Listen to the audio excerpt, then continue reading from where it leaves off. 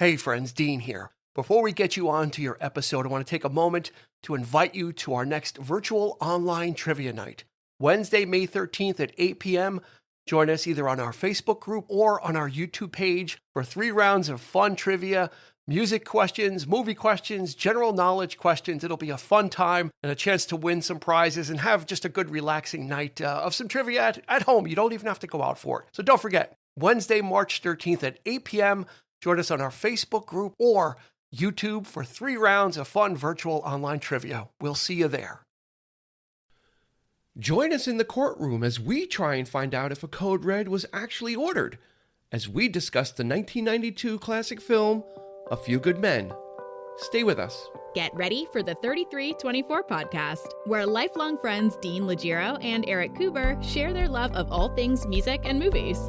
Dean has directed short films and is a music trivia buff, and Eric, trained in audio engineering, brings his extensive knowledge of music and film to the conversation as they discuss, debate, and celebrate their favorite albums, films, and much more. Welcome, friends, to the 3324 podcast. So glad you could join us for a very special episode. You're here with Dean. Eric is here as well, remotely. Hello. How are you? I'm good. How Doing you well? all? We got some guests good? in the room. We got two guests in the room. After a lot of technical difficulties and a lot of audio wrangling, we've gotten it figured out. Making his first appearance on our podcast, we are happy to welcome Gerry Sullivan. Welcome, Hello. Jerry. Welcome. How are you? Welcome. I am well, and you guys? Doing okay now that we're up and running and we've taken flight. We've taken off the runway. If the engines fall off, it's downhill from here. And making her triumphant third appearance, I believe. Yes, is Christy Cuomo. Also from our Holiday Treasury short story series that we did in December as well. Yes. So welcome back, Christy, as well. Thank you for having me back. Yeah, wow. this was microphone upgrades. This is actually her fourth. It's her fourth? Thank you, Eric. Really? Goodfellas. The 90s episode, her holiday thing, and now this will be her fourth appearance. Right. Yes, so she's working on the 5-timers. Yeah, we're gonna have to get the bathrobes like SNL, the 5-timer club. Yep. There you go. Who's gonna be first? Well, actually, I think Andy might have already hit that. No, I don't. I think he did Halloween. Well, Andy did 2 Halloweens. 2 Halloween, right? 2 Halloweens, and then he just did the Batman with us. So that's 4 as well. Yeah. All right. And Sean Grady might be up there too, as long as we're going through all of our previous guests. Grady, is just like, do the checklist. But thank you, Christy, for joining us on this special episode. And Gerry Sullivan is actually the reason that we're doing this episode. He's like, I'm tired of listening to the Crow episode over and over. So why don't we do something different? I loved the Crow episode. I left a review for the Crow episode. I know. Do you want to give your screen? When I saw the screen name for the review, I said, when I read the review and then I read the screen name, I said, this has to be Gerry. And what's your Apple ID? I forget what it says, but I did feel bad. I don't know how that happened. Your name is Captain McWankton on Apple. Okay, that's the name that the review was left under, was Captain McWankton. Are you proud of yourself, Gerry? Are you proud of that? Not very, but a little bit. Okay. But when Christy pointed that out, I felt really bad because I didn't want you guys to think I was screwing around. And then she told me that you liked it, so I was like, I'm good with that. Yeah, I just want to know what you're the captain of. The McWankton. The McWankton follies. It's pretty suspect. Yeah. Very sus. So believe it or not, we're here to talk about kind of a serious film, A Few Good Men, which is a classic. It's actually celebrating its 30th anniversary in 1992. It came out. So very timely for us. For some reason, we have a lot of luck with picking anniversary titles, but I guess every year's an anniversary. It just depends on what year. But anyway, let's get into the stats and then we'll start this discussion. What's that? I said that was very deep. It was, but not very. It's just math. Well, I just want to say that I'm usually the one to point out anniversaries. Dean's like, well, we don't need to do it. It doesn't matter. It's like whatever. It doesn't matter. Yeah, like why not post this on the actual anniversary date or something? He's like, no, it doesn't matter. Eric, it's don't care. No one cares. well known that you're the sensitive part of the duo, Eric. Yes. Sorry, Dean. Just had to throw you under the bus there a little bit. That's okay. I had to come in. I'm not going to wait till the anniversary date. Like, it's been 50 years. They can wait another week. It doesn't need to be on the date. They waited this long for the episode. They'll get it. So here we go with the stats. It was released in December of 1992. So technically we're short. We're at 29 years and 10 months or something like that. So we're short of the 30th anniversary. So there we go. Directed by Meathead, Rob Reiner. Yeah. I'm not saying that because he's a meathead, but he played Meathead. If you remember All in the Family, that was his big claim to fame, and then transitioned into a directing gig, and then kind of did some acting as well. He was in he played Leo's father in Wolf of Wall Street, which was a great role for him. Yeah. Most importantly, this was written by Aaron Sorkin, which we'll get to as well. Yep. A very meager budget, $33 to $40 million budget. 5 of that you could just slice off. That was paid to Nicholson for 10 days worth of work. So take $5 million out of the budget and went to Jack just for his services for 5 days. It made $243 million at the box office. So that's what you call a return on an investment. Back then, these movies were made, this is a movie that could be made on the cheap, right? There's no effects. Tom Cruise was big, but he wasn't giant. I think Nicholson was the big one. Yeah. It was nominated for 2 Academy Awards. It was nominated for Best Picture and Best Supporting Actor for Nicholson too. So those are the stats. Okay. This is what's called a cast for days. So you've got Tom Cruise, right, as Daniel Kaffee, who is the main protagonist, a lawyer. You've got Jack Nicholson as Nathan Jessup. You've got Demi Moore as Lieutenant Commander Joanne Galloway. Kevin Bacon as Captain Smiling Jack Ross. Kiefer Sutherland, who, oh God, I hate him in this movie. I'm not a big fan of him anyway, but he's so smarmy. He's so somewhat but he's good at it though. He's very good at it. He did his job. He as Jonathan James Kendrick, Kevin Pollak as Sam Weinberg. Lieutenant Weinberg. I love that line. Wolfgang Bodison as Harold Dawson. James Marshall as Loudon Downey. I mean, these J.T. Walsh, oh my God, such a great actor. The late J.T. Walsh, what a treasure as a character actor, was Matthew Markinson. In smaller roles, Noah Wiley before he hit it big on ER, and Cuba Gooding Jr. in his first team up with Tom Cruise before Jerry Maguire. That's right. Very small role. And then finally, I'm going to leave it at Xander Berkeley, who was Captain Whitaker, who was in the very beginning. Xander Berkeley is another character actor as well. He's a guy whose face you've seen everywhere. He was the boyfriend in Heat that Pacino's wife was fooling around with. Yes. You're not going to watch my TV. Like that when he took the TV out, he and then he like kicked the TV out the door when he was like going down the street. It's like, not only is he not going to watch that guy's TV, he's not going to watch his own TV. he just threw it out. So that's what we call a cast for days. This is just stacked high to low. Amazing that they got it for this kind of a budget. So, Gerry, why this movie? Why did you want to talk about this film? Because Christy brought it up. No, okay. This movie, I don't remember seeing it in the theaters.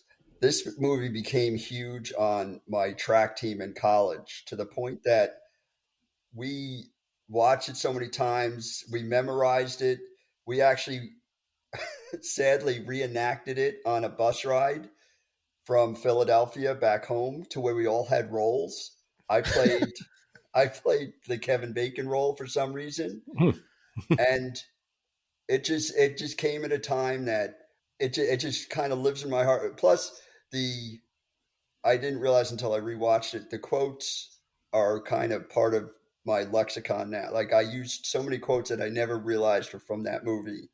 And it's a movie that I typically, I'm like the goofy, like the action and all that stuff. And this movie just has me like enthralled with no action, just listening to the back and forth and everything. Yeah. So. Yeah, and that all credit goes to Aaron Sorkin, right? I mean, absolutely. Snap. This was originally a play So Aaron Sorkin was like 30 years old when this film came out, and the play was a couple of years before that. So this guy was in his 20s writing this kind of stuff. Really has a keen sense for dialogue and for character. Christy, what about this? I know you're a Nicholson fan, so that was the draw, or was it Tom Cruise? Absolutely what dragged me to the theater. So I saw it. I did see it in the theater, Bronx Row movie theater back in the day, where they would oversell the tickets. So I remember sitting in the back of the theater on the floor. Does anyone remember? You got to sit on the floor and that's a fire hazard. I think that was just you. Complete fire hazard. But I made my friends go see it because I had a natural crush on Jack Nicholson since I was 12, and he's like 30 years older than you. Okay, that judgment doesn't need to come today, and. Then it just grew from seeing the film, and then Aaron Sorkin. I just credit to my love for this film. Like Dean just said, it's the snappy dialogue. It's almost musical the way this guy writes. This was his first. This was his first film. He wrote the screenplay on cocktail napkins in between helping people. He's working at Broadway shows. Didn't think that this was going to happen, but. It's quotable. Gerry and I constantly, I on a regular basis quote this film. I probably, like Gerry, didn't realize how much I quote it until I watch it. And I mean, even the other day, the line came up where like she doesn't have many friends, and Steve looked at me. He's like, "Oh, that's where you got that from?" Because I always say he has no friends. He doesn't have many friends. But it's just the film. The film is just. It's timeless. It's not a perfect film by any stretch of the imagination, but you watch it and you never know someone's acting in it, which is one of the things I attribute to the acting, to the writing, and to the directing. It's just an enjoyable movie, and it's funny, and it's dramatic, and it's serious, and it kind of deals with so many different topics that I don't know. It's just absolutely one of my favorite movies. I can watch it at any point. No matter what when it's on, it's if you have cable TV, it's pretty much always on, like TNT, TBS. Like it's one of those films like Goodfellas. Like if you're channel surfing and it's on, and even if there's 2 minutes left, I'm watching it. Yeah, like I'm just leaving this on. I'm gonna put it on. And not watch the courtroom scene. Yeah, I'm just gonna take the ride. It's one of those ones that when it's on, you're just gonna watch it. Just to close out the Aaron Sorkin, if you're not sure other stuff that he's done. Most notably known for his TV work on The West Wing. Yeah. Then he did the TV show The Newsroom, which I believe was an HBO series. As far as films, he wrote A Few Good Men. He wrote Social Network, Moneyball, which is one of my favorite Brad Pitt films. So, and then most recently being The Ricardos, which was a Nicole Kidman vehicle about Lucille Ball. Don't forget The American President, which is what preempted The West Wing. Martin Sheen's actually in that. Yes, he wrote that as well. The chief of staff. He wrote that. And Rob Reiner directed that as well. And Rob Reiner directed that. They reunited for that. And I think, what was it called? Sports Center, I think was another Sports TV Center show he did. was another TV show. I was just hitting the big points, but I guess we'll do them all. But while you're on Aaron Sorkin, he did Charlie, and he also did Charlie Wilson's War, which I had never seen. Which is actually, I just watched that just because we did too. It was that was a great film. Great. It was a great movie. Molly's Game. I mean, we don't have to go down Aaron Sorkin's resume because it's. I think we just did. It's great. Well, most notably, why do you keep giving up his resume? Because I want you to know he's a good writer.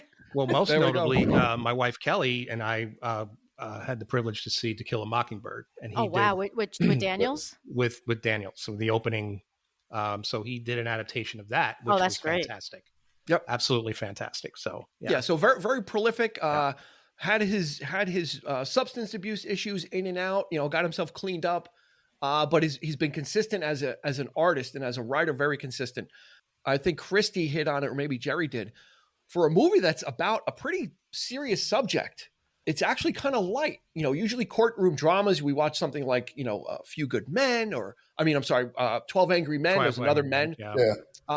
It tends to, To Kill a Mockingbird. Any of these courtroom type dramas usually are kind of heavy. It's heavy material. There's high stakes, and there is in this, but the characters are just so kind of light and breezy. you know, the good ones are so light and breezy, and then the bad ones are drawn pretty heavily, you know, as heavies, right? Kiefer Sutherland's character is really on the bad side, and Nicholson's character is really on the bad side, but J.T. Walsh is very sympathetic, and the defense team, which is Demi Moore, Kevin Pollak, and Tom Cruise. You know, really a lot of contrasts in this film for something that's supposed to be so heavy, and you end up rooting for people that killed somebody. So when does that happen in a film? There's like different levels of bad in this film, right? Because the movie is about two people that killed somebody, but we actually end up rooting for them. It's because of Aunt Jenny, right? It's all Aunt Jenny. All Aunt Jenny. You know, it's very interesting though how there's different levels of bad. Like these guys did something really horrible, but there's actually something worse that was driving it, right? Which was the orders that they were given. Right. So I thought when I was watching, I'm kind of like, wow, we're actually rooting for guys that murdered somebody. Like it's like, yeah, they got off. It's like, wait, they killed somebody. Well, the movies, the way you never really think of them as bad guys. The way I mean, Downey's almost simple, and Dawson, you know, comes off as right away. He kind of get the feel that he's doing his job. So I don't know if I'm looking at it through eyes of having seen it countless times, and it's easier to think this now, but they never come off as bad. Whereas no, they're definitely sympathetic characters, right? Yeah, but no, like the Jessup and the Kendrick, just the way they talk, they carry themselves.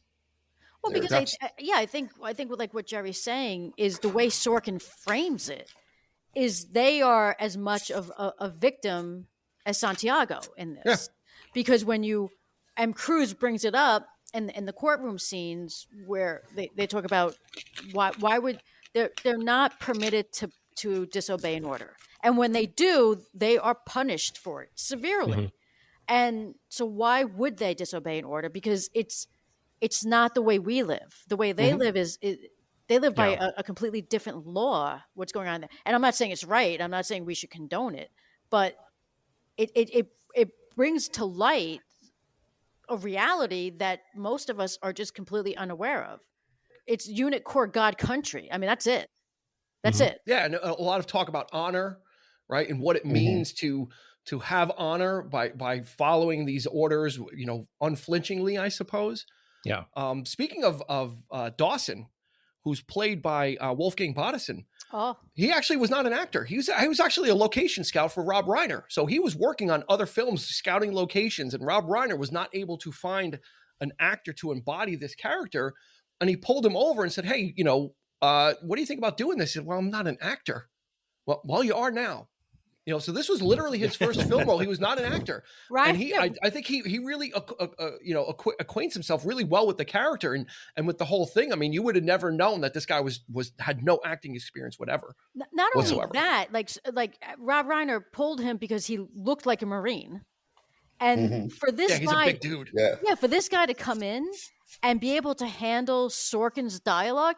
One of the things that Sorkin, they call it Sorkinese, and when you almost is that a running shoe?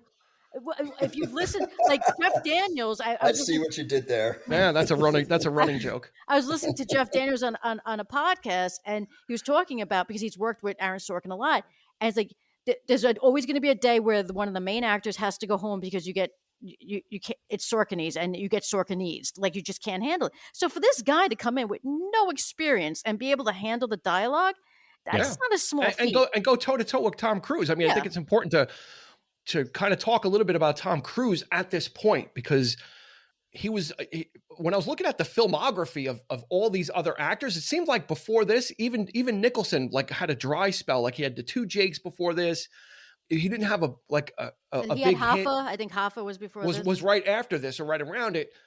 Demi Moore had Ghost in 1990, but then she made 3 films in 91, and they were all duds, like The Butcher's Wife and all that, like just really not good stuff. But it seems like Tom Cruise was the only one who was kind of increasing his bankability as a star, right? And the way I always think about this is, especially Cruise at this point, was he was aligning himself with top shelf actors to work with, or top shelf directors, and it started with The Color of Money, right? It was his first pairing with Paul Newman, right, who was was legendary, and then he pairs himself with Dustin Hoffman in Rain Man, another, and again with top shelf directors too. You got Scorsese And then you've got what's his name that directed Levinson. Wasn't Barry Levinson that Yep. directed Rain Man.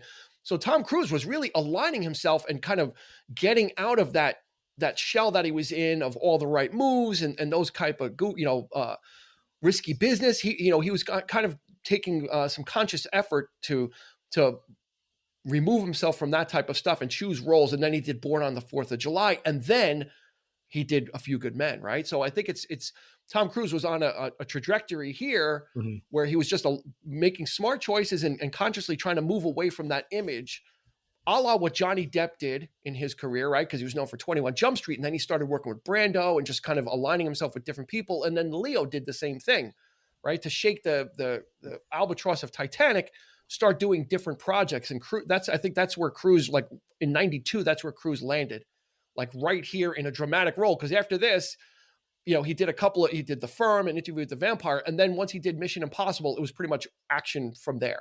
Yeah. Which is a shame because he's very good in this film.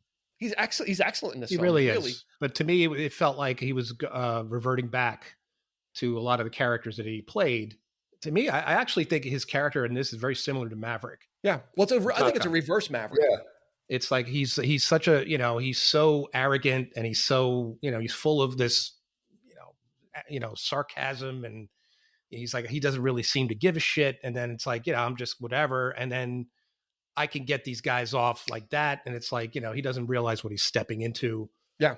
By the end of it, it's a character study for him. It's basically there's such an arc there that it works to great effect in the film. But I think he's got the cockiness of Maverick, but I think of it as a reverse Maverick because he's got the cockiness, but he's afraid of he doesn't have the experience that he needs. Whereas Maverick was kind of like, he knows he's good and he knows it. So there's that bravado. Well, he knew he was good in this too. He's and good I think, at a certain thing, right? But as Maverick, he had more of the chip on his shoulder because his old man, he was standing in the shadow of his father, he's doing that in both though. And he's doing this in his, but not as much as Maverick. I mean, they do mention his father, but I guess he's more like, this is what my father wanted me to do. But I'm not really, maybe it's something that I don't want to do necessarily, but, but becoming, I think you actually hit it head on when you compared the Top Gun character and you compared Maverick to Kaffee is they both have daddy issues. Yeah. And one's on one end of arrogance and one's kind of on the other end of just not having that self-esteem.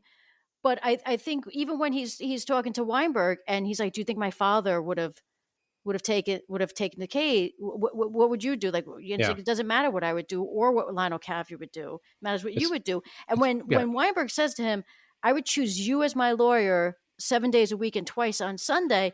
Like, I think that's what he needs. Like, he knows he's good, but he probably just has that such low self-esteem. Yeah, definitely. Because he's living in his, because he's living like Maverick in his father's shadow. It's just a little bit different. But I never even actually put that together. Yeah, I think it's more of a defense. I think it's a defense mechanism. I think the way he acts, like, he like almost pretends like he doesn't know the names of like his defendants. He's too smart for that, and I think that's like his wall of how he keeps people at a distance. Of was I supposed to be there today, or I was supposed to do this or that. Yeah, like he plays at that as kind of like his armor, because I think he kind of is not really a trial lawyer, right? And he hasn't never been tested, so I think there's that. Maverick, the character of Maverick, his dad was tainted, right? He had a bad, he was labeled as a traitor, right? So his father had a bad reputation too. So he had that to contend with. And his father is a prestigious lawyer. So there was a lot to look up to there. But in both cases, you don't want to be in the shadow of your father. You don't want to be, so yeah. But in this one, he's also being forced to do something that he doesn't normally do.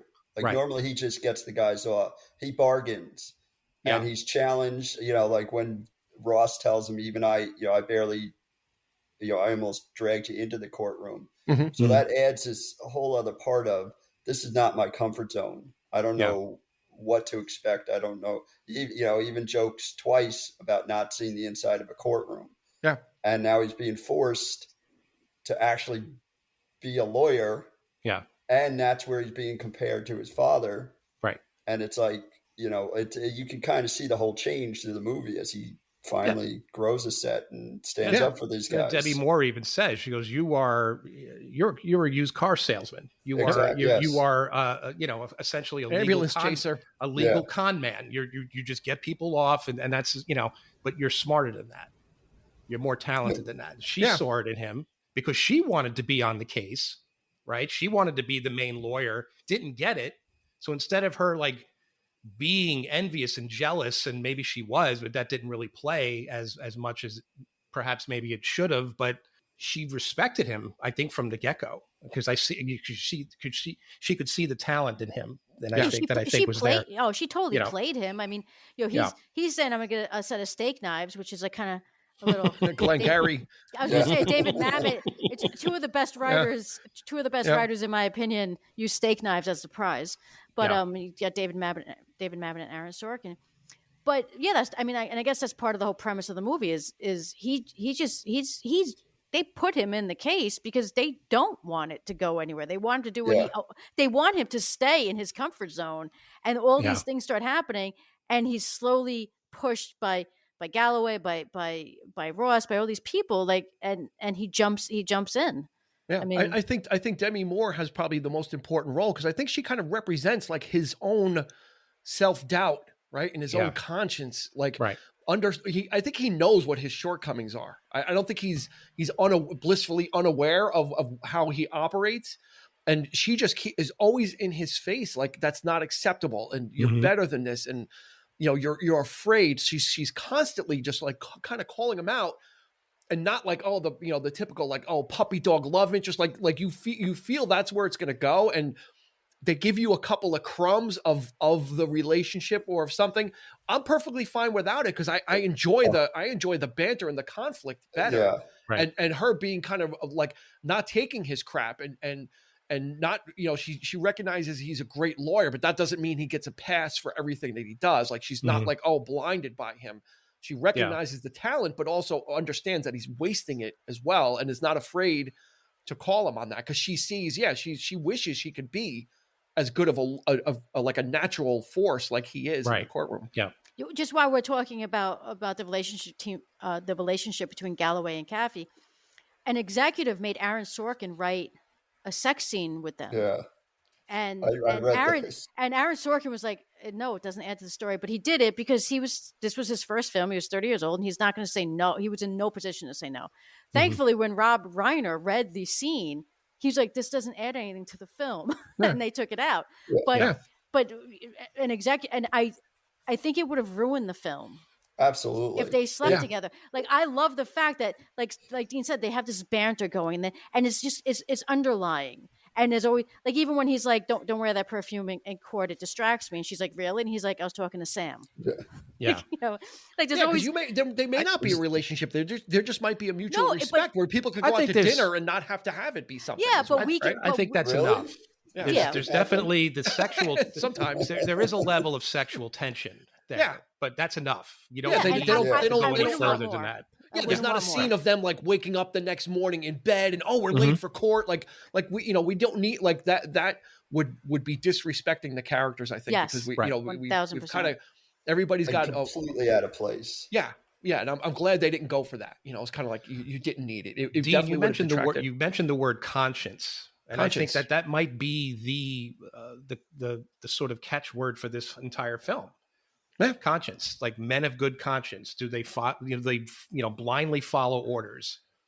Is it that's what's being displayed here, and in the entire, every character is going through their sort of moral compass, so to speak, and that's what's so great about this film and the writing is that you think it's all about Kaffee, but it's all about everyone, really. Even Kevin Pollak's character, who is completely self-deprecating in the film, like himself, like is like, I'm useless.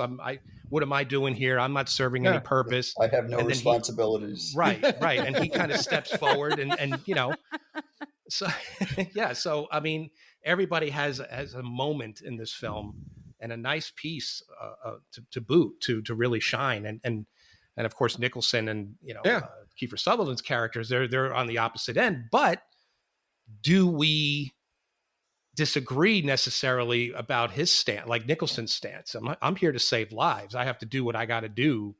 So that so you're kind of questioning that, but is he doing the right thing? Who knows? I mean, it's there's no excuse for what was done. You can't condone it, but on the other hand, he makes a really good argument about why he had to do that and why, and that kind of thing. And I'm here to save lives and, whatever. So you're convinced, like this. So it's all in the power of the writing. And that's just because you need him on that wall. Yeah. You need me on that wall. Even Kevin Bacon's character, you talk about moral compasses, right? Because there's the scene in the bar where basically Tom Cruise is like, well, you're a Marine too. And then Kevin Bacon's like, I'm a Marine, but I'm not we wear the same uniform, but I'm not the same. Yeah. Right. So there is that, that I like that theory about everybody's got a different moral compass and where they're coming from. Because even Kevin Bacon's character was like that as well. He was kind of like, yeah, this is going to be a slam dunk. Like it's not going to happen for you. And he actually, there's a couple of, there's the one, is it the one with the manuals with Noah Wiley? And Kevin Bacon's walking back from questioning him, and Tom Cruise like grabs the manual and says, "Can you show me where the mess hole is? Where the mess hole is? The mess hole bathrooms is. Yeah. And then when he puts it back, like Kevin Bacon has like a little smile on his face, right? I think he even acknowledges it. Yeah, because he knows, wow, that was good. Like that was good, So there's there's a lot of those great. He didn't have to be like the scheming mustache twisting prosecutor. It's like they were friends. Like they play play softball, but this is a job, and now they're working. Right. But he still was able to recognize like that was good. Like you got me on that one. So he plays it so well. Bacon. Yeah, he's so underrated. I think as an actor. Yeah. He's one of my favorites. I love him just as much as Tom Cruise. I think I was so glad to see them together. I love him because that was my role on the track. Jack Ross. Yeah. Hey, and if you're a 6 Degrees of Kevin Bacon person, this movie this and JFK will kind of complete your list. You can connect everybody through these two films with Kevin Bacon. Right. That's absolutely and maybe right. Apollo 13 for the trifecta will do it for you. So, and that's the thing is Bacon at this point really wasn't a lead actor, and he was actually considering not pursuing lead roles because it wasn't happening. He wasn't getting lead roles. I think he's like, better. Let me character actor. Let me go character roles. Absolutely. Yeah, which he was able to do, and then he was able to kind of reparlay that into some leading roles. So it's kind of an interesting thing to see him there. And then what was it? Him and Kiefer Sutherland were in Flatliners together. Yeah, they were Flatliners together. That's right. Yeah. Another good film. Yeah. A lot of these, there was a lot of crossover. Nicholson with J.T. Walsh, Nicholson with Cuba Gooding Jr. Yep. Tom Cruise. There was a lot of crossover. Tom Cruise and Cuba. Yeah. Yeah. Jerry Maguire. So, yeah. It's just Nicholson like I said, and Cuba as good as it gets. Yeah. Cuba, yeah.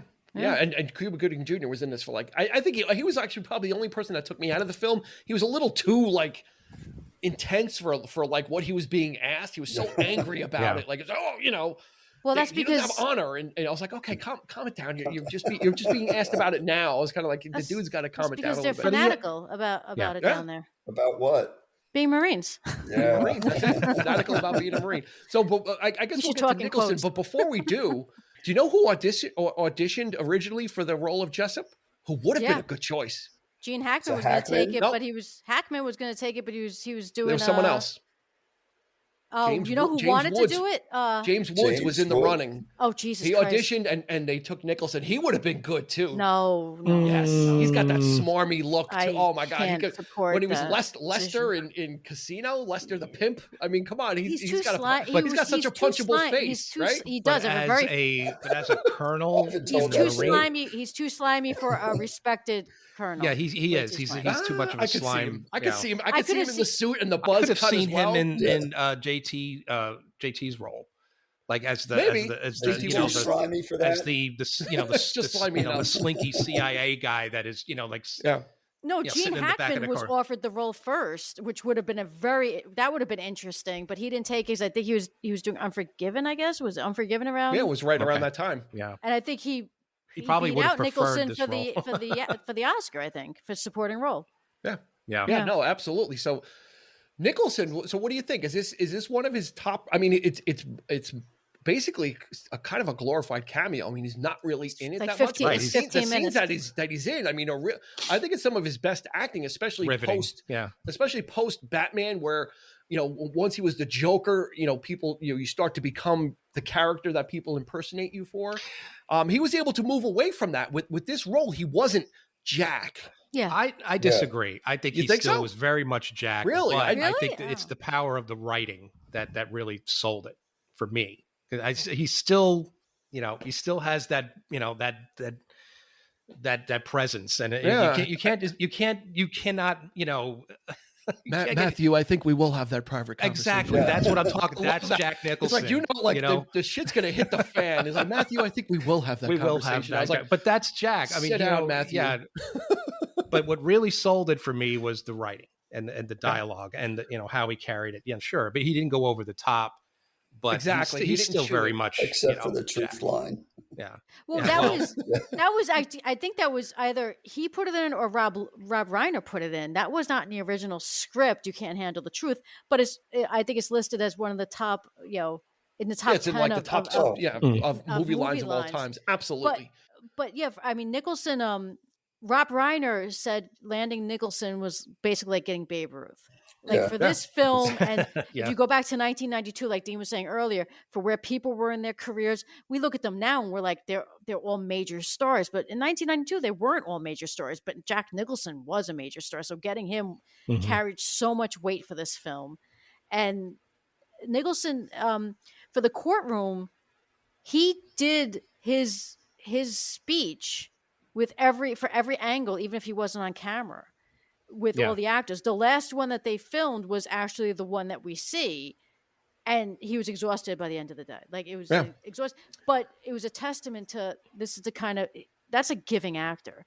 He's not having someone stand there, because what a lot of people do, whether you know it or not, is that someone will just stand off screen, not the actor playing the role, or maybe them, and just read the line so the other actor that's on being filmed can give the line. And Nicholson, there is a story about that, actually, because Nicholson was scheduled for 10 days, right? $5 million for 10 days of work. So 5 days was the courtroom, and they got to the 5th day and they still had some more work to do. So they said, you know, can you just come back? You know, Rob Reiner said, can you come back tomorrow? We'll get you out by noon. Like, whatever, even if we're not done, we'll get you out by noon.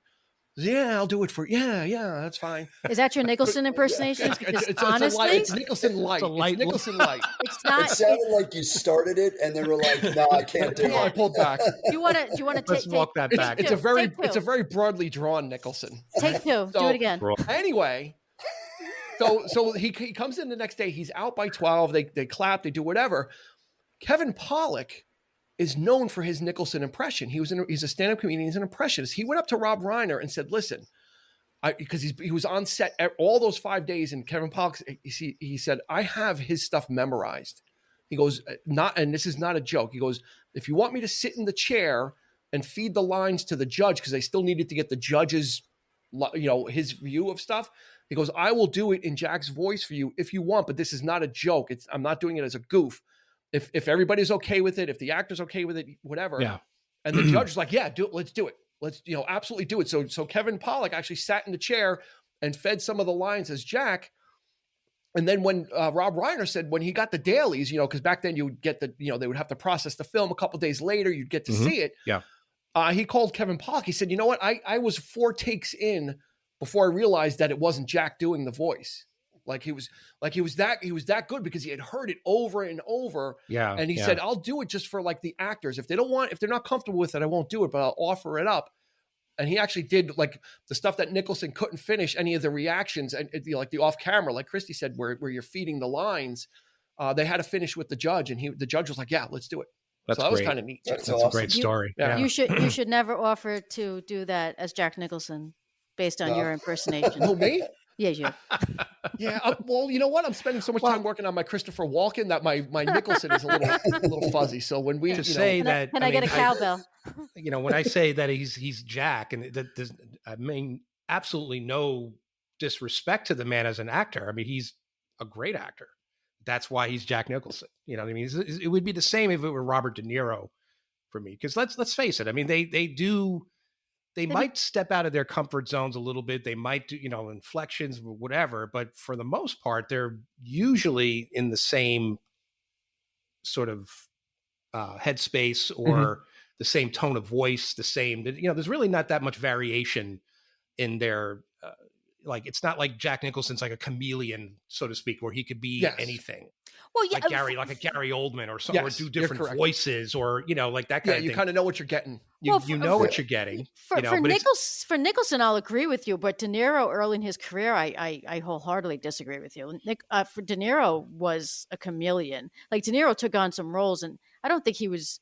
I think he took some challenges there. And then he became like Pacino, De Niro, Nicholson. They become caricatures of themselves. Yeah. They just like the Goodfellas thing too. I mean, once you pass that, once you got to that, like there's always a movie that they have. Like once you get to that point, that's it. And that happened in '92 with Pacino when he played Frank Slade for A Scent of a Woman. Like there's that point of no return that you now become the impression.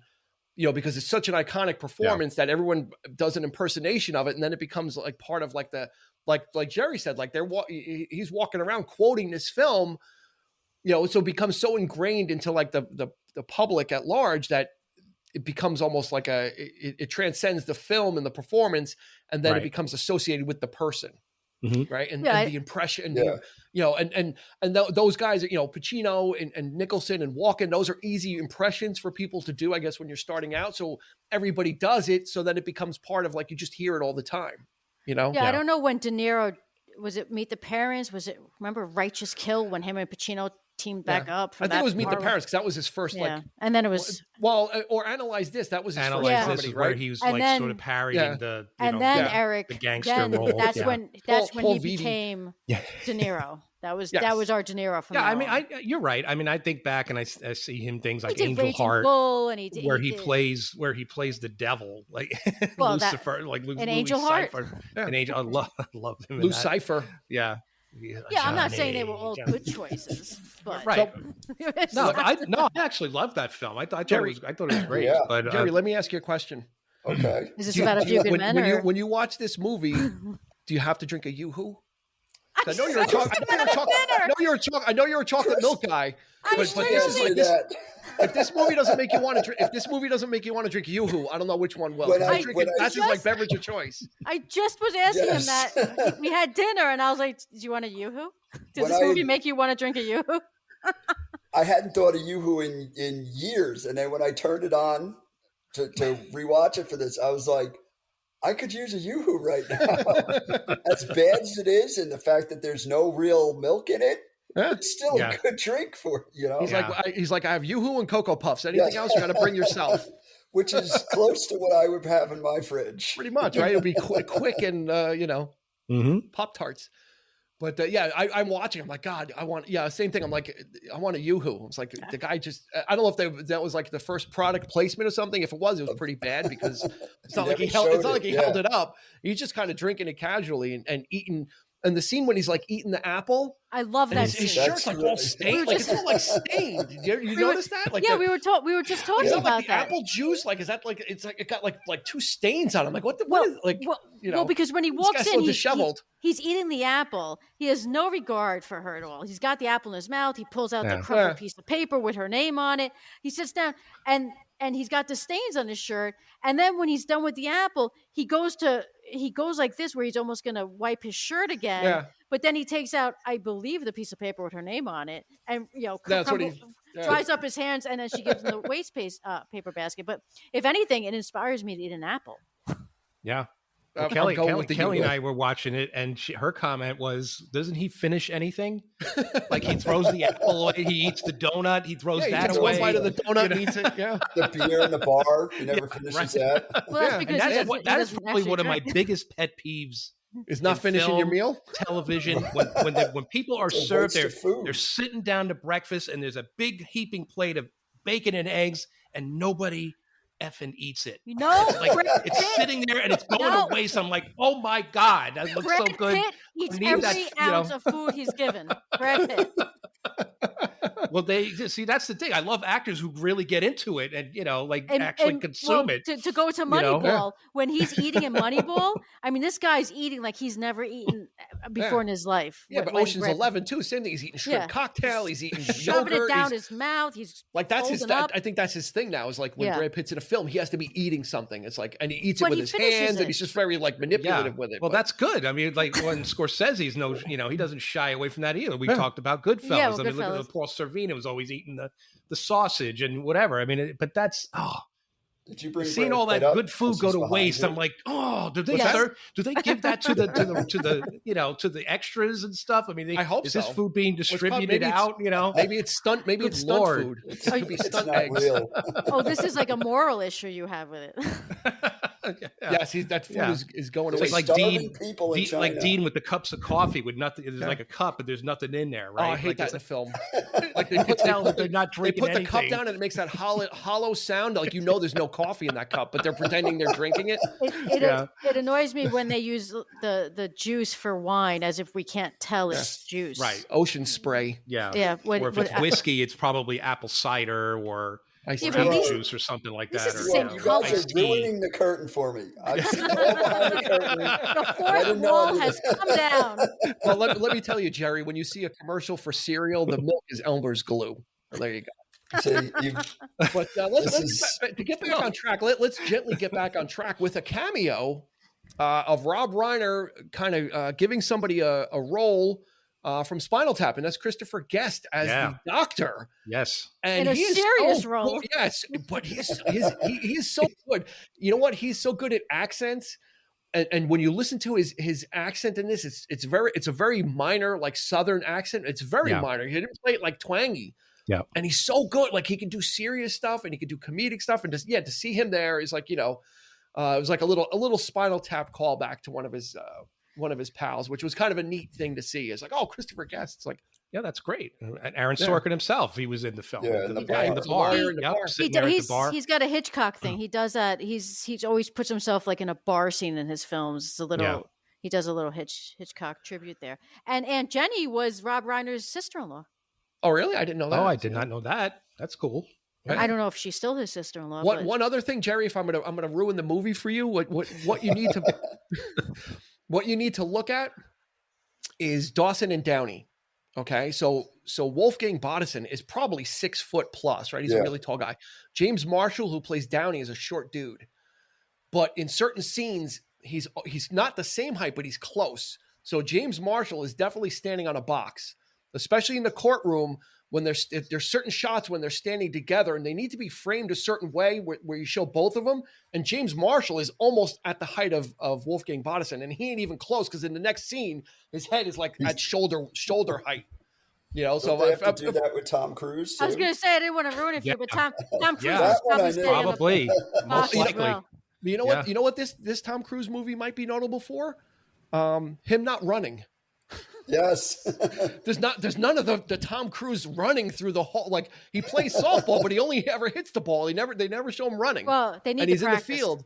But like the Tom Cruise running meme, that's a thing in all of his films. He's like running. That's and he's right. Like dashing You're right through about things. that. Yeah. You're not running in the court. Like he wasn't like running to the courtroom with last minute information. Like they didn't like. He was very very in his foot. Maybe he was even wearing in lifts. Jerry Maguire, he runs. Yeah, multiple times. Yeah. Maybe he that's was right. wearing lifts in this one, Jerry. So that's He why actually- So he couldn't run. the shoes. He's known to wear lifts, so he probably did have them in. Yeah, Wow. probably did. So, what do you think? Is this one of Cruise's best movies? Has he done better, or since then, or has he become like Mr. Action Hero, and has that like kind of sullied? Because it seemed like he was on a dramatic thing because he did The Firm right after this. He did Interview with the Vampire. So he was doing like he was on a certain trajectory. Jerry Then he does Maguire Mission falls Impossible, into and it this. just goes off the rail. What's that? Jerry Maguire falls into this realm of drama comedy, before the action, before he. I don't know if it's his best. It's probably my favorite role with him. And again, I think it's the writing. I think it's the writing. I would have to say that this and then Jerry Maguire, because not that the Mission Impossibles aren't great. They are good. They're very enjoyable films, but if you're looking at acting chops and Mhm. him holding his own and really, really captivating you, I think that this could be his best performance. Yeah, I What do kind of you like think, this Gerry? part of him. Yeah. Like the action part, although I do like Top Gun and stuff, the action parts, I think mostly because of how we grew to know him and his science, like his whole history and all that stuff. He seemed too much of a cartoon like type of action hero. Like I never really took him Yeah. as a serious action hero, even though the movies were entertaining. I more enjoyed him like in this role in Rain Man. And even Jerry Maguire, even though it's a little too romantic-y for me, I guess, because I'm immature. Oh, I love It that deals film. with emotions, Yeah. Jerry. Yes. They And didn't it bothers sleep me and I together. don't like it. And Eric, they don't finish the Which- cereal in that movie. I did not No, realize I do not. I had to Big take my gaping bowl of son. Apple Jacks and they don't finish it. Oh my God. Damn it! God damn it. Yeah. I had to take my son to a doctor's appointment and Jerry Maguire was on without the sex scenes and stuff Yeah. like edited Yeah. out. And I was sitting in the doctor's office wondering why no one else was uncomfortable with this. Because, I mean, she's the one scene in the bedroom, she's like screaming and I'm like, am I the only one that Yeah. is really uncomfortable? Yeah. Well, they figured, what was it, the dentist or the doctor? It was a doctor. Oh, It was- okay. I was gonna say, if it's a dentist, maybe they're just trying to make you as uncomfortable as possible because it's gonna get worse when you go in. That's right. Eric, what do you think? Is this in your top? Is this in your top 5 I Cruise think films? so. But I love when because he played this. He's one of the best actors to play that kind of arrogant, punk ass, like bravado, like Rain Man. Like he's just such an Dick. asshole in that movie. But he's so good at it. Charlie He's Babbitt, baby. He's really good at it, and you love him for that. Even Jerry Maguire, and that's the whole theme of the film, right? He turns it around. That I like to see that he becomes a better person by the end of it, and he's humbled by he realizes what he's and this is one of those films too. I think that you know what, that seems to be a through line with a lot of his films. Actually, absolutely. Like even in The Firm, like he's an up and coming lawyer, and then he has an affair. They set him up with the affair, and he makes a mistake, but then he makes it right by taking down everything. And Born on the 4th of July, even though that was a true story, same type of thing. Like redemption, like it seems like redemption is the. He's always got that wall. And running. He's wearing a mask all the time. Redemption. Redemption and running. But you get to know the real person underneath is what carries through. I wonder if it's in his contract that he has to be likable at the end of every movie. No matter what happens. Well, he pretty much produces everything, so he may have a lot of control over. I'm sure he has a ton of control over his image. Yeah. Right. Yeah. I'm sure. Yeah. You've never seen me upset. That's from Mission Impossible. That was one of the best lines with Kittredge. You've never seen me upset. Yeah, I mean, nowadays he's bulked up. He's much more stepped into the everything's action films roles where he's like one after really another working out, and that he's done some good ones. What was that sci-fi one that they did where they keep looping everything? Oh, Edge of Tomorrow was great. Edge of Tomorrow was good. Yeah, Edge of Tomorrow was great, and they're trying to make a sequel to that, but. He's almost kind of like single-handedly keeping the big budget action franchises alive, right? Because gone is Stallone and Schwarzenegger and Van Damme and all those big guys. Like those guys were like big, literal sense action heroes, and he kind of brought it down to like the common man. He's not a big dude, and he's certainly not a massive dude, but he kind of is like. He is a dude. But he's a dude. But he's a dude. And he just kind of it has kind of found his niche of just doing these. I do my own stunts. Like he got into this weird headspace of just all these action films and doing his own stunts and more incredible stuff. And Mission Impossible 7, and I think Mission Impossible 8 is in pre-production already, and Mission Impossible 7 hasn't even come out. That became like his franchise. Yeah, I think it's like anything else. Is these action heroes, just when you become an action hero, and if you look at Stallone and you look at Schwarzenegger and now Cruise has made it so he stays relevant by producing, by doing his stunts, by keeping the story. He has probably framed his career, and you can see how he would do it just so perfectly that, I mean, how old is Cruise now? Is he 60? He's pushing. Yeah, I think he's almost there. Yeah. He's 58. He's between 58 and 60. Yeah. And he's still a relevant action star. Like actually relevant, where you're not like, oh, Rambo 9, and you're like, okay. He's gonna be 60 this year. Yeah. So born in Syracuse, New York. I'm sure that's by no mistake on the 4th of July. What he's done. Gerry, you're close. July 3rd. Oh, So you're trying to be as smart. I like smart ass. I don't. That's from Raw Deal. Go watch Raw Deal with Sam Wanamaker when he talks to Arnold Schwarzenegger. But yeah, July 3rd he was born, ironically enough. So, but yeah, Christy, you make a really good point, is that he is so in control of his career, and his name is still bankable. So even when he does a non-Mission Impossible movie and it kind of doesn't do as much, it's still like, oh, Tom Cruise, because of the production company and everything, I guess maybe his work ethic, and he doesn't settle for, he's not like Nicolas Cage, who'll do anything. That doesn't mean that Nicolas Cage is a bad actor, but Tom Cruise still like is trying to maintain like the Hollywood standard, whatever that means. Right. Actually, as that goes. You bring up Nicolas Cage. What's the name of the movie he has coming out? Did you see the movie he has coming out? The Unbearable Weight of Being Nicolas Cage, or something like that. It's like where he plays himself. Yes, it's actually he's making fun of himself, but watch the trailer when you have time. It's entertaining. Yes, I saw it. It's very Being John Malkovich-ish. Esque or whatever. So, I think we need to give, like I said, I think Demi Moore doesn't get enough credit for this film as well. It's kind of like, it's and she easy took a pay cut Tom Cruise to do it. By the way. And she had to audition, and she had to wait, and she was waiting to see if she got the role. It's very easy when you have Tom Cruise and Jack Nicholson to be overshadowed, but it's one of her better roles. It's one of her best roles. Yeah, I agree. Yep. And she really upped her. Not that she's a bad actress, but this was her upping her game as well. Because then after this, she did Disclosure, which is another great film that she did. It's kind of like what we talked about with Goodfellas, where you had Lorraine Bracco with all these guys. You have Demi Moore with all these guys. And much like Lorraine Bracco did in Goodfellas, I think Demi Moore did as well in this film, where she holds her own with every single one of them. Yeah. She is up there with every single one of them. It is not she doesn't call anything in. It's not I would rather have seen recast this, and I think Michelle Pfeiffer was up for it. I couldn't see Michelle Pfeiffer in this role at all. Yeah, and she goes toe to toe with Nicholson during that scene when they're in Cuba. When he's being totally inappropriate and using the cigar as a phallic symbol as well, and as a kind of a token of his manhood, because he does it to Cruise as well when he's asking about the transfer papers, and he says something wildly inappropriate, and she just does not flinch, is not affected, and she fires back with another question.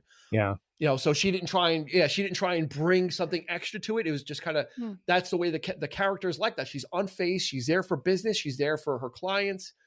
That's what it's all about. And so, she was kind of like the beacon of light in the movie, as far as like representing the ultimate good, where everybody else was kind of a little wavering, right? Like you said, Eric. But she's trying to steer the course. Yeah. And I like that she does go, like, she shows a lot of confidence because she wants to take all this on.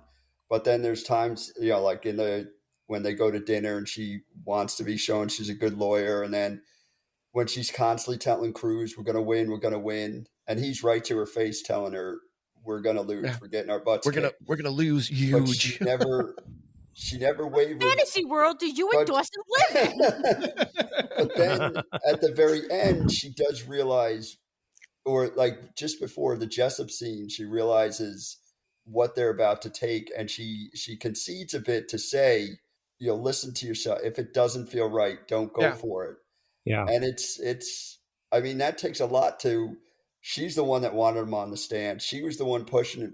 And then to be like, if this isn't going to work, don't do it. That takes a lot to kind of swallow your pride and just be like, we have to be smart about this. Because she also knew the legal ramifications of it. Yeah. Don't forget, she was a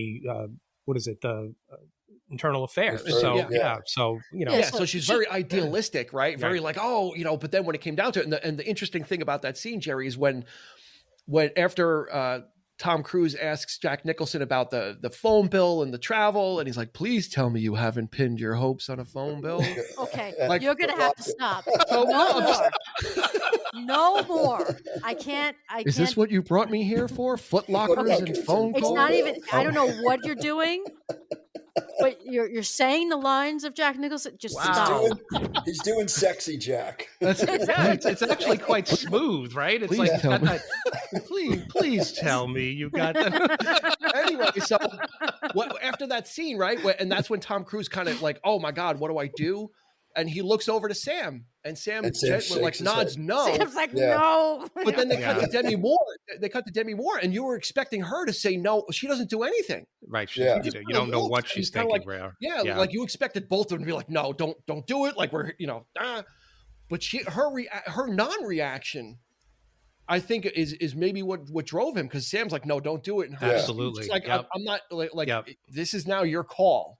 Yeah. I can't tell you what to do. And that's when, she had her say. She already spoke her piece. Now it's up to you. Yeah. Do Sit down. Yeah, Galloway is a really not through with my cross-examination.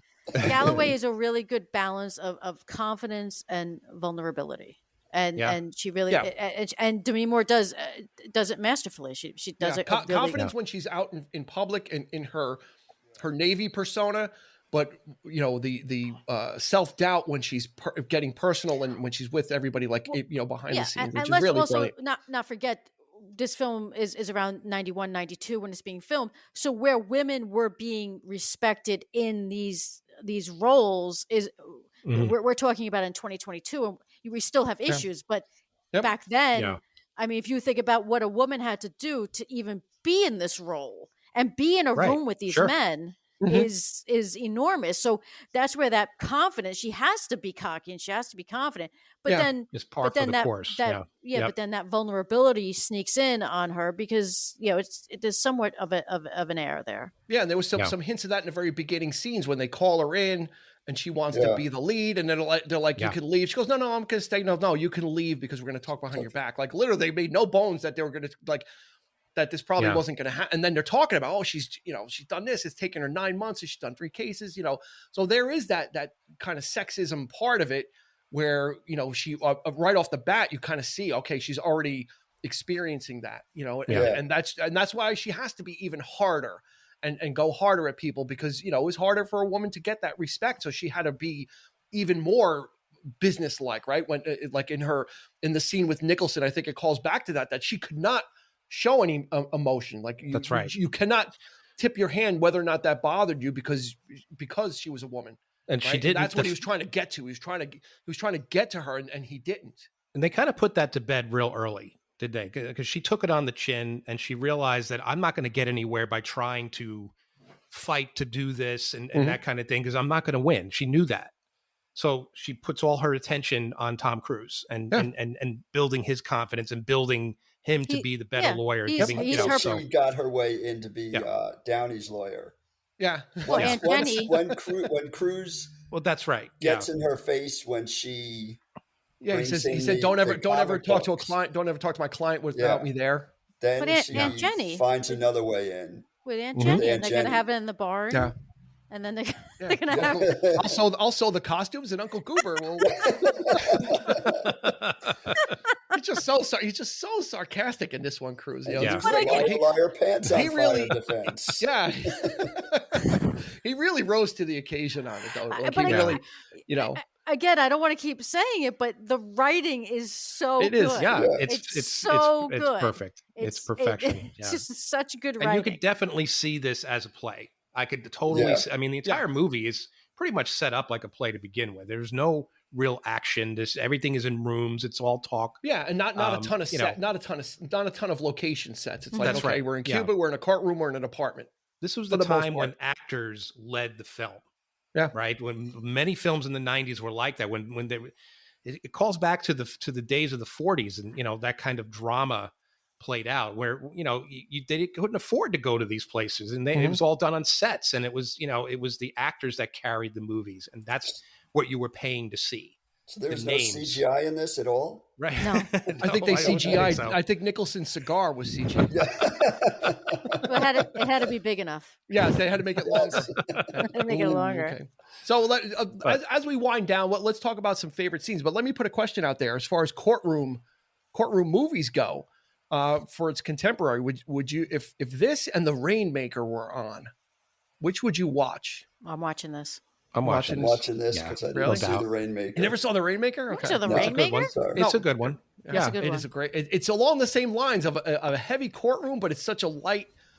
It's got a light touch to it as well, so it's kind of that easy watch where it's a courtroom thing, but Yeah. it's got some of those lighter you know elements. what? I thought it was a good comparison. You know what courtroom movie is very similar with a light touch? A My Time Cousin to Vinny? Kill. Oh, My Cousin Vinny's Time to good. Kill. Time to Kill. Which Yeah, real is light. anything but light, but that's actually that is a great movie. And then another McConaughey one. I love Lincoln Lawyer, Yeah, Lincoln Lawyer is a great one too. but I think A Few Good Men for me is going to win over Is the all one? of them. Yeah. Okay. Yeah, it's always on, so it's easy to catch it as well. Well, so. now I purchased it on Prime, so now I own it. Wow. Yeah. Now so you're an I had owner. to I did that too. So So, Dean, I expect you to reimburse me for this podcast for my purchase. Thanks. All right, well, if you I submit, even went a if you little submit further. I actually bought the 4K. Wow. So I spent $1 more. Oh, You wanted to see. You wanted to HD. see. I didn't want to go. I didn't want to go over budget. I didn't want to go over budget. I knew I had a budget. Wanted to stay under it. While we're not talking about it, Aaron Sorkin, this year there's a TV film he's redoing, A Few Good Men. Oh, really? Okay. Yeah. Okay. He has openly had issues with I think this film, probably because it's his first one, and like Dean had said on I don't know if it was on one of the live shows or a previous podcast, but Coppola had said that Lucas, I think it was Lucas who said you don't Films finish. are never finished or abandoned. They're abandoned. That was which George Lucas. is 1000% one of the most truest things ever. A script is abandoned. Everything's abandoned. And I think Sorkin looks at this and probably sees all these little things he would probably want to fix, but he's putting out this year, I think it's in post-production, A Few Good Men. It'd be is interesting coming. to see the cast. Yeah, I think Will Ferrell is going to be Will playing the Jack Nicholson role. not Will Smith. Too No, soon? Will Ferrell. No. Oh. I think it's Will Ferrell that's playing the Nicholson role. I think Yeah, they secured him. He's trying to turn his career around as well. Nothing for nothing. Watch Stranger Than Fiction with Will Ferrell. He's in a dramatic role, and it's a really good movie. It really is. Emma Thompson's in it. It's a very good movie. I think the best, if you want to see the best Will Ferrell drama, definitely check out Step Brothers. Oh, Yeah, 'cause classic. it's very The dramatic. fucking My Catalina, father was it's the Welsh. fucking Catalina wine mixer. Dean Curse. He I did. did. He did. He did Yeah, it but twice. it was in the Yeah. context. It's in the context of a He's film. quoting a movie. I was quoting a Yeah, movie. so It that wasn't- doesn't Oh. count. Okay. All right. So as we wind this down, let's go around the table. We'll start with Eric. Favorite scene or two? Not you can't handle the truth though. That is excluded. So you cannot fall back on you can't handle the truth. We want something else because this is a podcast about movies, not about popular scenes that everybody loves. Well, I do. I like the scene where they get into it in Guantanamo where they're having lunch. That's one of my favorite scenes. With her and Jack is calling them out, and it gets a little heated, it gets a little tense, and that sets the stage for what's to come. So that's one of my favorite scenes in the film. Cool. And it kind of bridges, and that's when Tom Cruise is getting. I think to me that's the pivotal moment where he's like, this is getting serious. I don't know about this, kind of thing. So yeah, that's one of my favorite scenes. Cool. Jerry? Go ahead. I like the Jack Ross? anything with Jack Ross is tops. But it's the one right after he calls her the galactically stupid. It's like the next day when Weinberg's like, yesterday he's drowning in Jack Daniels and today, because for some reason I like movies like this where you can see the wheels start turning and he starts his head's clearer. He's on board with everyone. He's gotten past the fact that Markinson killed himself, what they were putting everything on. They've got past, I strenuously object, like all the bumps. And he's finally realized things are clicking, and I just like when you see things come together in someone's mind, and then you still don't really know where it's all going. I mean, what's going to happen, but you don't see how he's going to do it.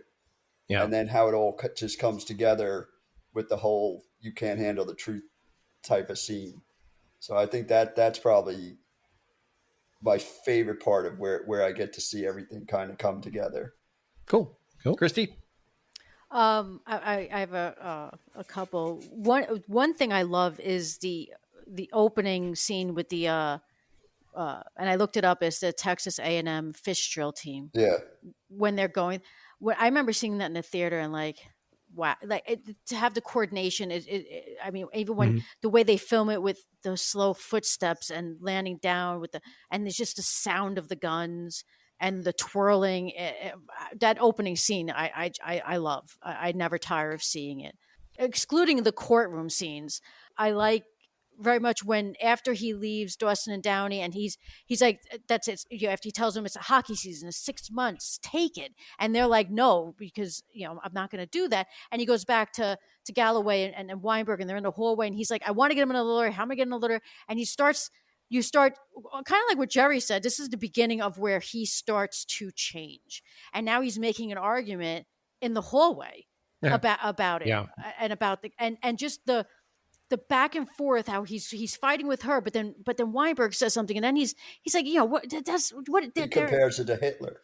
He compares it to Hitler. Yeah. And then he's going back and forth. So that's a great scene, and also the scene where he's drinking the Jack Daniels and he gets poorly drunk, and then the next day when he goes into that and he's like, where's my bat, kind of like what Gerry said. And once he gets the bat and he goes into the closet, and then once he takes that bat and he goes across all the uniforms, and it clicks. And if you have it, the first time you see it, I don't know if it clicks for the audience. It didn't click for me, but now it does. It seems obvious. The aha moment. And it just propels everything, and you're just like, you're on board, and you're like, where is he going? And honestly, it's hard to just, I'm going to stop there because I'll keep going on, but cool. it's those movie moments. The whole movie. Let me guess. It's so well written. The entire film. I don't know if it's so well written. I don't know if I said this, but it's a really well written film. I'm going to go with the scene. I'm going to go with is the scene in the beginning with Nicholson, J.T. Walsh, and Kiefer Sutherland, when they're trying to figure out, like, he's like, how did this happen? Like, Nicholson, how the hell did this happen? How did this letter get out? Why don't we just surrender? And he calls the guy and he goes, tell the president we're surrendering Cuba. And the guy's like, okay. And he goes, wait, hold on. Maybe we shouldn't do that. Let's hold off on that. And Windward. And the guy's like, transfer Windward off the base. He's like, yes, sir. Yeah, he's like, yes, sir. Everything is taken as gospel, as like, that's an order. We're surrendering. Okay, sir. Like, he didn't even flinch. Okay, we're surrendering. So I kind of like that because it revealed a lot about J.T. Walsh's character, about Markinson, how he was kind of a little more sympathetic. Like, yeah, we have to transfer him out. Yeah, transfer him out. Oh, we could do that. Or, and he's kind of like, and Nicholson is just kind of monologuing and just kind of talking it through himself. Well, we could transfer him out, and but how about this? This is a crazy idea. Like, why don't we train him? Yeah, that's it. I think, like, he's just like, I just love that whole monologue that he goes through, because you really just kind of get to see him kind of, we're here to save lives. Lay out, and not really acting off of anybody, but just acting and not reacting, and just kind of that whole monologue I really enjoy with him. It's interesting you picked that scene, because it really kind of sets the stage for what the life is, what they're all about. And there's, you think he's actually doing the right thing there by saying that, like, oh yeah, let's train the guy. Let's not give up on the guy. This, he's here, whatever. We just didn't know what training meant. And like men just blindly following orders, right? Yeah. That kind of foreshadows what's to come, right? So yeah, that's a brilliant choice. So this is a crucial scene, but Gerry brought to my attention, which I never picked up on right before we started this podcast, something about that scene. Thanks for stealing my thunder. Wow. Oh, did I say that? Wait, how does that feel, Christy? Well, so felt pretty good. Are you going to tell it, or am I? Well, I have to Galloway this. I'm in a room with 3 guys. Okay. Go for it. No, I'm not telling the story. Okay. Now, we were trying to figure out if that scene has no, like... Which scene? The scene you're talking about. Talked about, the one in the office. Markinson's, he's already dead. He dies at the very beginning of the movie. Santiago. And they're talking Santiago. Yeah, Mark and Okay, I was Santiago. gonna say, listen, you're going to tell the story. You're going to tell it right. Or Are you trying to do like a He's Fight a Club? Are you trying to do like a Fight Club? man. Yeah, you're trying to do like a Fight Club theory on this, that Marcus is actually dead and he's a ghost? So pissed off that you took my thunder, that you confused me. Are you trying to say like Markinson is like Bruce Willis in The Sixth Sense, that he's actually dead throughout the whole thing and people just don't If there's green in the scene, you could tell Markinson's dead. No, when Santiago is killed at the beginning of the movie, and they're talking about this all as if he's still alive, shouldn't there be? This is, I guess, a technical thing that we were trying to figure out. Shouldn't that scene have been earlier in the movie? Before he died. Yeah. Because there's no card that says, whatever date it should have been. Yeah. And if you don't put that scene, because everything else goes they along do some time linear. shifting. Yeah, they do some time shifting there. But they don't tell us the murder happens, and then it's kind of like, oh no, Well, I mean, maybe they want to train him and then say, oh well, we went to go train him and he's dead. And he's was dead. Was that the moment though that they actually killed him? No, he dies in the moment beginning. They kill it. They show it in the very beginning where he's getting tied up. But is that the moment where he actually dies? Okay. Yeah. Okay. Yeah, he dies like 2 hours after that, 3 hours after that. Yeah. Okay. Or an hour after that. When he but then don't they have the part with the Marine Corps and the guns and everything, right? Doesn't that like separate that scene? Well, the first scene is them going into the barracks it's like a and tease. killing them. It's like a cold tease, and then they do the drill team. But no, I think Jerry's right. That scene is crucial to the film. But we need 2 days ago. I think it kind of sets it up as a mystery, but it's not. The movie is. You find out that the movie isn't a mystery. That you're not trying to figure out who done it because it's clear who did it. No, but yeah, that's a very interesting theory you've got there, fan theory. You could totally blow this movie up and change. 30 years later, Aaron Sorkin's gonna have your ass, man. Maybe that's one of the things that doesn't like about the film. But I think it's you don't have to. Sometimes you don't need to be handheld. You don't have to be was this the David Byrne film? Long people, let's it's sometimes it either works or it doesn't. But I don't know. I didn't really. Yeah, I never really thought about it. I'm like, okay, they got killed in the beginning, and then they're kind of. And then he got killed again. We're kind of like showing you. Oh, this is Flatliners. They brought him back. Only 6 degrees, man. So now they're just taking the other Kevin Bacon movies and they're just it's a multiverse. It's a multiverse. It's the Kevin Bacon Marvel multiverse. So there you go. I think that's going to do it. I think we've covered everything or mostly everything about this film and beyond. We've gone through bad impressions. We've gone through good impressions. No. My You've impressions gone were through good. Bad impressions. Their impressions were not so good, so you can pick and choose those. But I think you'll agree my impressions were pretty solid for what they were. Speaking of impressions, Tom Cruise's impression of Nicholson in the movie when he's like, I eat breakfast 300 yards away. Oh, was that just your impression of someone else doing an impression? No, I was doing an impression of Tom Cruise doing an impression.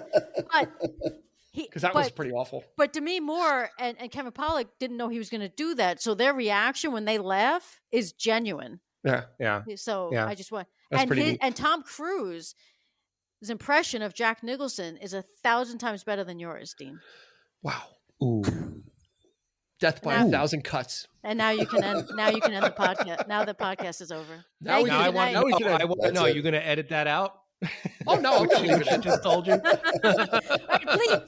Please don't edit out Eric asking you if you're going to edit out. Well, what I'm going to do is I'm going to find some place in the podcast where Christy said excellent, and I'm going to cut the excellent and put it in that part of the statement. Oh, so there you go. I'm not going to edit anything. I just may change some things. So that's going to do it for this episode of the 3324 podcast. Hopefully, you're going to go and watch A Few Good Men. It's constantly on TV, so you can absolutely catch it. If you didn't get the message, we really enjoy this film. It is a classic among classics. Like we said, it's got a cast for days. And it's very well written. Yeah. And it's very well written. Can't emphasize that enough. Yep. No, and it wasn't written by Dr. Seuss. Writing. It's the writing. It's the writing, damn it. Every movie starts with the writing. That's a pretty important piece of information, don't you think? Where's the script? No one wrote one. How are we making a film? It's the writing. It's the writing first and foremost. So, Christy, thank you so much for joining us for Thank you for number having me. 4. Yep. This is your That's number right. 4 appearance. So Yep. thank you, Gerry. Hopefully, Now- this is the first of many appearances to Thank come. you. Captain McWankton, you can find him on his Apple ID, and you can go. You can go check him out there and see what reviews he's writing about other It's only podcasts. I only have 2 for you guys. Okay, That's so he's it. got 2. He's got 2 reviews, and it's for our podcast. So that's and we great. haven't put, and oddly we enough, we haven't bought him off yet. So imagine what he'll do when we start paying him. So Gerry, thank you so much for Thank you very joining much. us as well. A pleasure. You can find us on social media, on Instagram and Facebook at 3324 Podcast. So won't you join us over there? It's so much fun. We have a great time. As much fun as we have here, we have online as well. It's a great time. So check it out there. New episodes come out every Thursday. Shorter, quick hits come out every Monday, which are smaller bites of information, but just as fun and just as intriguing.